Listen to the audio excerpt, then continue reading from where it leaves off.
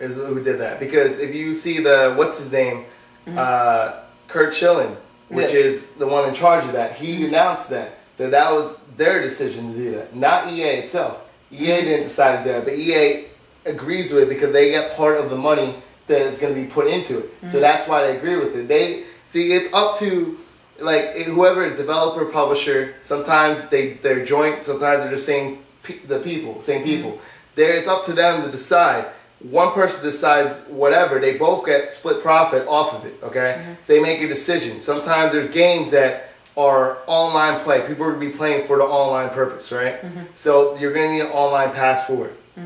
They decided to do that. I understand what you're saying, and probably maybe in that particular instance, that's right, because they're a pretty big company. Kurt Schilling, he's got a lot of financial backing probably, so he can make those type of decisions. My problem with that is when you get into a situation where you got a small developer, right? He wants to make a single player only game. He wants to sell for $60. It has a certain length, and what happens?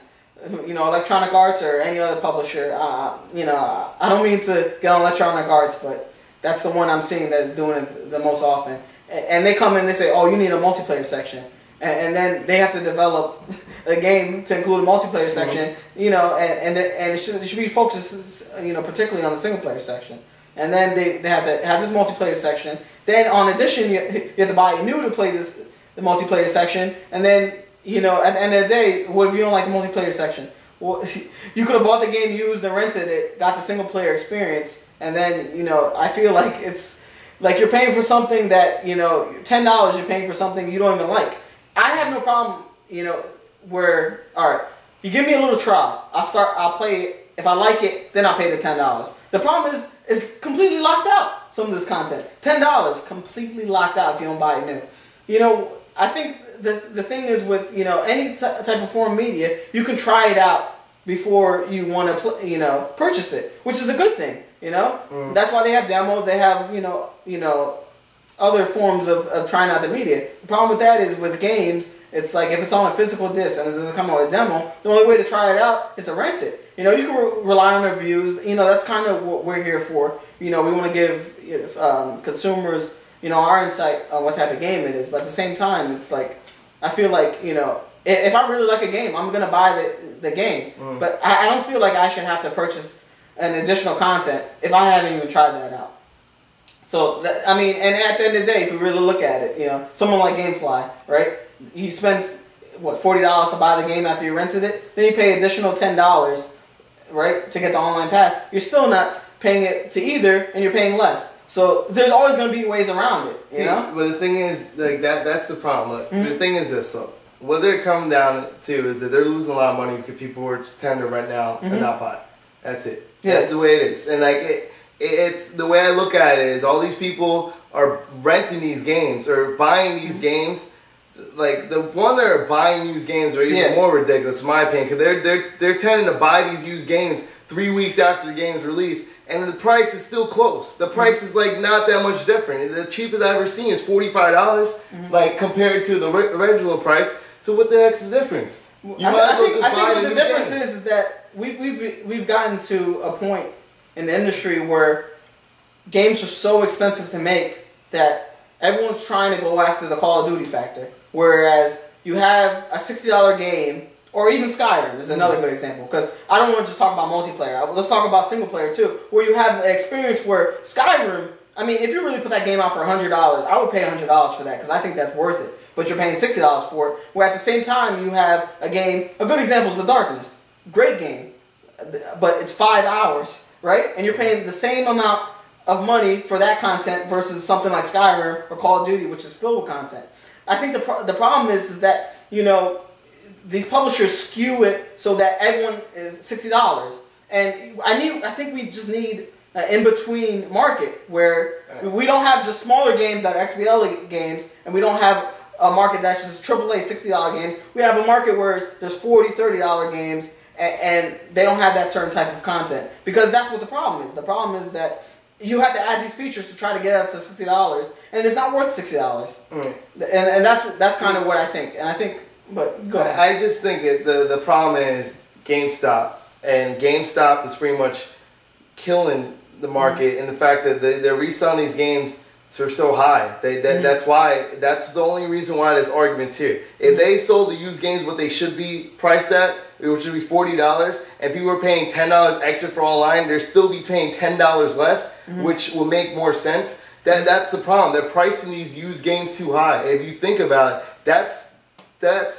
people are doing that. They're making money off it, loot off these used games. Okay, they're giving people barely nothing for these games they're used, and then they're like, oh, but if you pre-order this, like, we'll double your points, and they're robbing people like that. And then these people are going there buying these used games, and next thing you know, like, they're complaining about online passes. Well, if you bought the used game the price that you're supposed to for a used game, then you wouldn't be complaining about $10 extra, because when you really look at it, you would have been saving $20 still. You know what I mean? Something like that. That's my argument with GameStop. Now, GameFly is rented games, okay? If you think about when you rent games, all right, you have to understand, like, the way I look at it is maybe they're going about all wrong. Maybe they should still charge people for online, I feel. If that's what they need, if they feel that they need to make the money like that, fine. I think $5, or either $5 or you have like a renting fee. Like, say, like, you are renting a game, right? You're not going to keep the game too long, right? So why not have a renting fee for it? Okay, well, for these 2 weeks, you have to pay $4, something like that. You got 2 weeks or a month. Like, you got a time limit for how long you keep the online pass for. And let's not get that wrong. Some games do have that. They have like 2 days or something like that. It just seems like they've locked out certain games where you can't play. But I mean, like, for all games, like, it should be like that online pass completely. This is how long you get this game for. This is how much you pay for it. If you want to unlock it completely, you pay $10, like something like that. Like, they give you options, and I think that's what people are lacking. It'll be a lot better to give people more options. I feel like people feel like they're stuck, and they realize that what's going to end up happening is people are going to start buying games full price now. And they're going to pick and choose the games that they want to buy. They're going to be like, oh, they're going to look at the next games for the next 2 months. Be like, I want this game, this game. To me, that's the problem. Because the thing is, like, all right, okay. For example, I'm going to buy Mass Effect, right?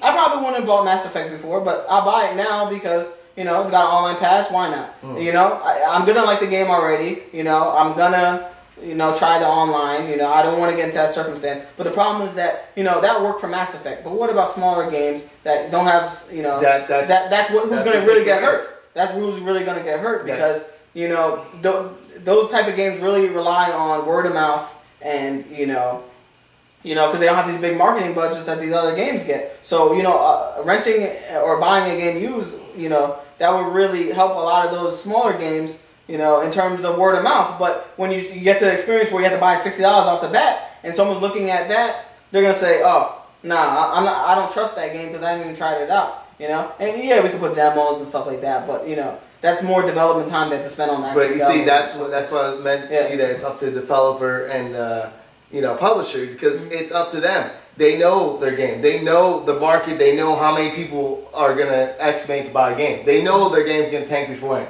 Like, you look at a game like Never Dead, the one that just came out last week or something. They knew they're not going to be a great selling game. You know what I mean? Like, they're not going to have online passes for games that are not going to be selling. But you're looking at Kings of Alamo or whatever. Like, obviously they knew. They knew right away people were going to be buying it. They don't really care. Some people say, I'm not going to. They're going to get millions of people are going to buy it anyway, regardless of what you say. So, like, that's why they did what they did. They know the market. And they're not dumb. They know how to do it. They know how much they spend, too. It's another thing for advertisement for that game. You know, how many, like, commercials do you see or hear about? You heard a lot of advertisement for that game. For Kingdoms Emerald? Yeah, I heard a lot online, like, different things. Like, they show different, like, flashes. They advertise a lot for that.